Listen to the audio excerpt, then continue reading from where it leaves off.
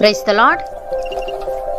ఈరోజు దేవుని వాగ్దానము, కీడు చేయువారు నిర్మూలమగుదురు, యెహోవా కొరకు కనిపెట్టుకుని వారు దేశమును స్వతంత్రించుకొందురు.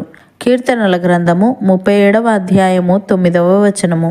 సహోదరి సహోదరులారా, ఈ వచనం తాత్కాలిక విజయం మరియు శాశ్వత ఆశీర్వాదం అనే అంశాన్ని స్పష్టంగా వివరిస్తుంది.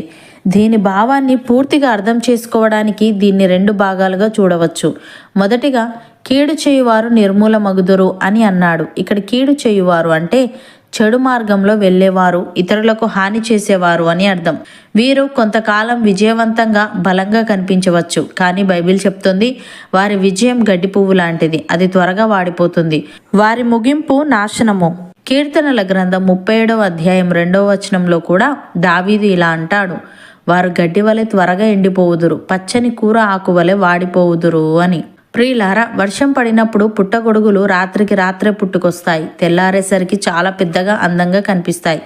చూసేవారికి ఇవి ఎంత వేగంగా పెరిగాయి అనిపిస్తుంది.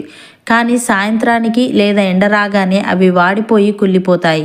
వాటికి బలమైన వేరు ఉండదు. చెడ్డవారి విజయం పుట్టగొడుగు లాంటిది, అది తాత్కాలికం.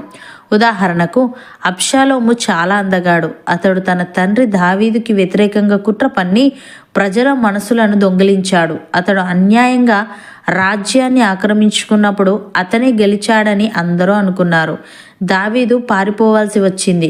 అబ్షాలోము విజయం గడ్డి పువ్వులా చాలా ఆకర్షణీయంగా కనిపించింది, కానీ అతని విజయం ఎక్కువ కాలం నిలవలేదు. యుద్ధంలో అతడు ప్రయాణిస్తున్నప్పుడు అతని జుట్టు ఒక చెట్టు కొమ్మకు చిక్కుకుంది. శత్రువులు వచ్చి అతన్ని చంపారు. అన్యాయంగా సంపాదించిన అధికారం అతనికి చావును తెచ్చిపెట్టింది. అతడు అకాల మరణం చెందాడు. ప్రియులారా, కీడు చేయువారు నిర్మూలమగుదురు అంటే దేవుని ఉద్దేశం ఇదే.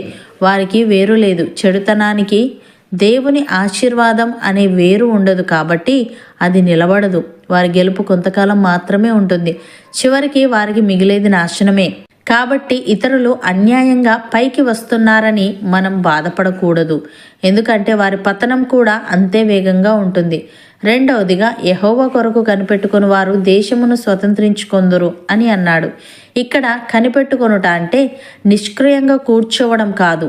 దీని అర్థం కష్టాలు వచ్చినా, అన్యాయం జరిగినా ప్రతీకారం తీర్చుకోకుండా దేవుని న్యాయంపై నమ్మకం ఉంచి ఓర్పుతో జీవించడం.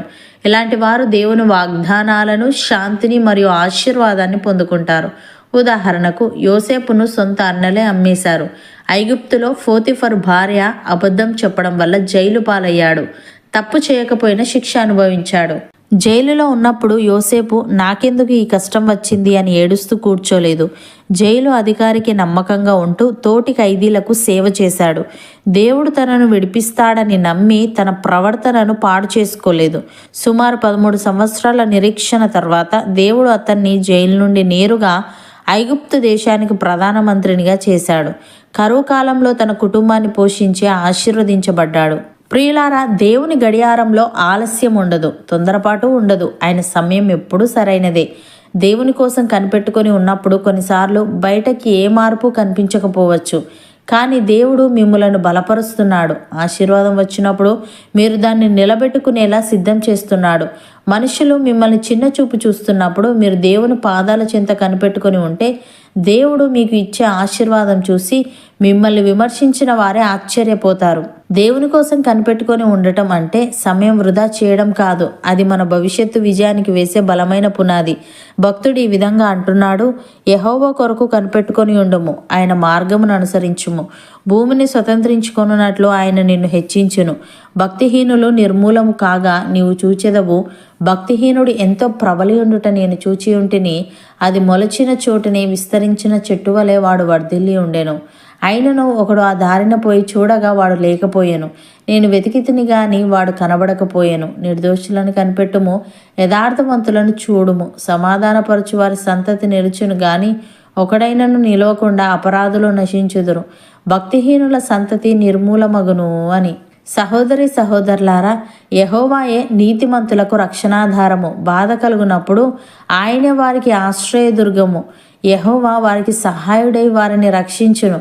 వారు యెహోవా శరణుజొచ్చి ఉన్నారు గనుక ఆయన భక్తిహీనుల చేతిలో నుండి వారిని విడిపించి రక్షించును.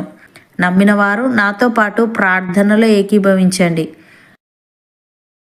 పరిశుద్ధుడా, ప్రేమగల తండ్రి, కీడు చేయువారు నిర్మూలమగుదురని, నీ కొరకు కనిపెట్టుకుని వారు దేశమును స్వతంత్రించుకొందురని నీవు మాకిచ్చిన గొప్ప వాగ్దానాన్ని బట్టి నీకు స్తుతులు. దేవ, అనేక సార్లు మేము మా చుట్టూ ఉన్న లోకాన్ని చూసి అన్యాయం చేసేవారు, కీడు చేసేవారు వర్ధిల్లుతున్నారని, నీతిగా బ్రతికే మాకు కష్టాలు వస్తున్నాయని అధైర్యపడుతుంటాము.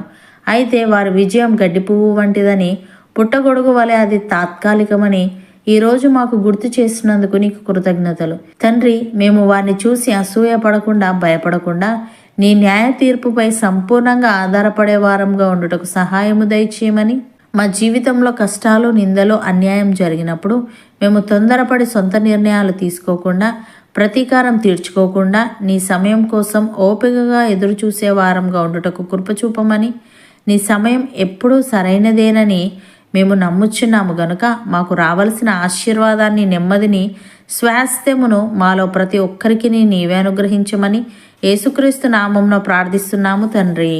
ఆమెన్.